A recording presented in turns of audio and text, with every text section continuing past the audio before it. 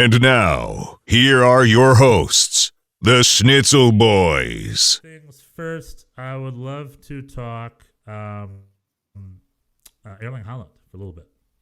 Okay. Erling Haaland was caught after the game by a fellow Norwegian journalist who's on ESPN, Jan Arge Fortroft, I think. Don't know his exact name. Jan Arge Filtroft. I don't know his last name. Fjortoft. Jan Arge Fjortoft, I think. The Einmalige, the former Eintracht Frankfurt player who also spent time in England. He talked to Erling Haaland after the game, and Erling Haaland vented a little bit. And what Erling Haaland said was, Dortmund is forcing me to make a decision on where I'm going right now. I don't want to do that. I just want to play football. I just want to play soccer. But Dortmund is pressuring me to make a choice now. And those were very interesting comments. And he even said it as Dortmund is forcing me to go, almost like forcing me to choose. Dortmund have backtracked. They say they don't know where that's from. They're surprised to hear those comments. And they're backtracking a little bit. But seemingly, it seems like Dortmund told him to like make a decision, like figure this stuff out now. Very much giving him the letter of the law. Like, figure this out now. Figure out where you're going, because we don't want the speculation or whatever.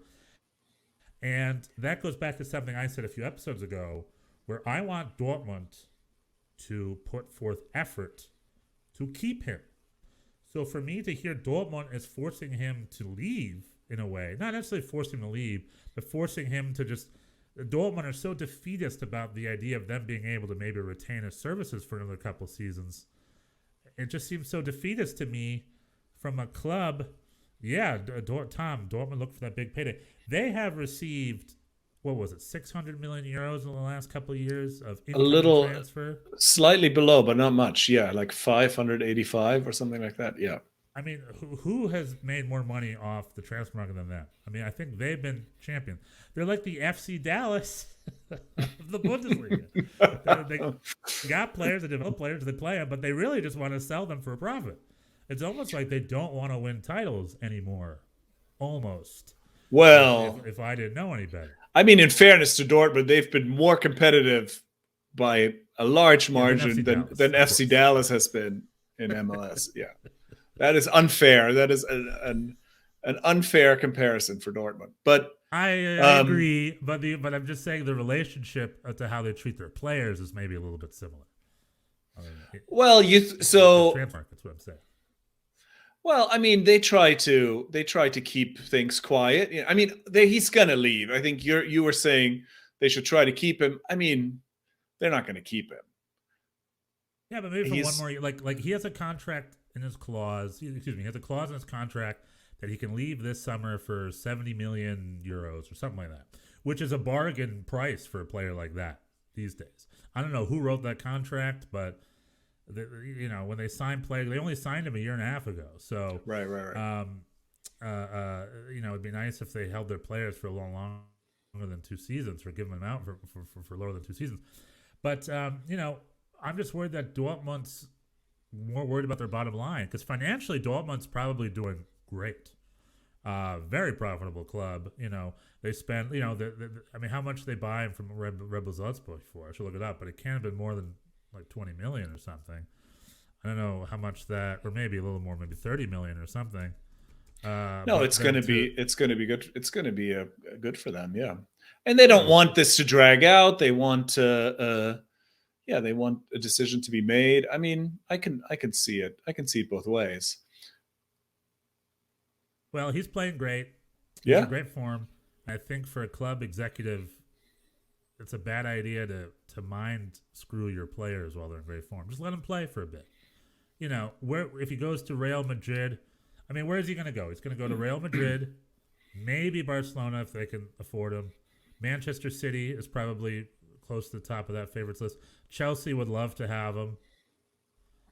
Maybe in a weird backwards world, Manchester United, because even though it's tough to be there, they seemingly have just an endless well of cash to be able to buy players from. I mean, there you go. He's going to end up in one of those 5 places, I would say. Maybe Liverpool. Well, it sounded like he was preferring. It didn't sound like, I don't know. This is all kind of, through the grapevine, but it sounded like he didn't really want to go to England. He was preferring a move to Spain, and maybe he's trying to buy some time for those teams to get their finances in order so that they can afford him. Well, I mean, it would be a good move for Barcelona because of the contract clause. If there was no contract clause, Erling Haaland would be a $150 million player. Like, if there were no contract clause, Erling Haaland could easily have been the most expensive transfer in the world outside of Neymar this summer, probably. But they have a contract clause where they can get him at $70 million, which these days for a player like that is kind of a bargain. And Barcelona do not have the resources they once had, but maybe they can be able to scrounge up $70 million for one transfer this summer. Maybe. We'll see. I don't know. Real Madrid would be able to get his hands on him. But then there you go. Barcelona has to wait a whole another year. Dortmund should keep him for another year. I mean, I just, if I'm a Dortmund fan, I'd be like, do your best to keep that guy here. Stop. He's still young. 2 or 3 more seasons of Bundesliga will be just fine for him. There's still plenty of time for him to go play Barcelona later, So, I just wanted to bring that up to be like, if I'm a Dortmund fan, I would not be happy with my club's executive board treating him just like a chess piece and telling him to out because we don't want to, they need to value him like a little bit more of a special prize. And he is. Yeah, he needs to feel, he wants, makes sense. He wants to feel the love. Before him, they had Paco Alcácer on loan, I believe from Barcelona. They had the Chelsea player, Ich Bichouai. What was his name? I forgot his name. Ich Bichouai or something. Great player, solid player. There's Jordan Sancho, is there? Sancho. But it's just a string of players that were very serviceable. Erling Haaland's the first dude who's also world class and really the answer to Robert Lewandowski. He's like, so if you got a guy like that, I mean, how easy are you going to replace him? I think in general, this is just something clubs should do in general. Value your special players a little bit more, that was just the Schnitzel Boys video on YouTube. Thanks for joining us. If you like that one, we've got a couple other ones right over here. And if you like that one, don't be afraid to subscribe, like, and ring that bell.